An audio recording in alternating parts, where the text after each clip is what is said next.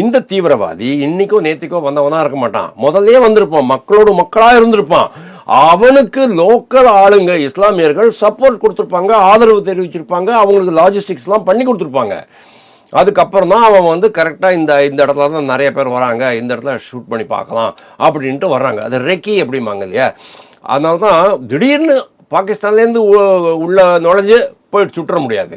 அவங்களுக்கு வந்து வேண்டிய அந்த இடத்தை பற்றியான புரிதல், எங்கேருந்து எவ்வளோ தூரம் எப்படி போகலாம், எந்த இதில் போகலாம், எப்படி தப்பிச்சுக்கலாம், தப்பிக்கிற ரூட் இதெல்லாமே தெரிஞ்சுட்டு தான் இதை வந்து பண்ண முடியும் அவங்களால. அதனால் உள்ளூர் தீவிரவாதிகள், உள்ளூர் இஸ்லாமியர்களுடைய சப்போர்ட் இல்லாமல் இது வந்து பண்ண முடியாது. நீங்கள் வந்து எல்லாருமே கண்டனம் பண்ணிருக்காங்க அப்படின்னு சொன்னீங்க. கபில் சிபல் கூட கண்டனம் பண்ணிருக்கார். கபில் சிபல் யாருக்காக வாதாடுகிறார்கள் நீங்கள் பாருங்கள். கபில் சிபல் விட்டிங்கன்னா பாகிஸ்தானை மொத்தமாக இணைச்சிடலான்னு கூட அவர் பேசுவார்.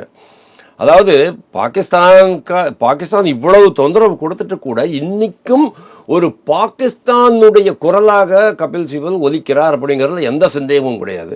ராகுல் காந்தியும் அதை தான் பண்ணுறாரு. காங்கிரஸ் தலைவராக இருந்தாலும், நம்ம பாராளுமன்றத்தில் எதிர்க்கட்சி தலைவராக இருந்தாலும் அவருடைய குரல் பாகிஸ்தானுடைய குரலாகத்தான் ஒலிக்கிறது.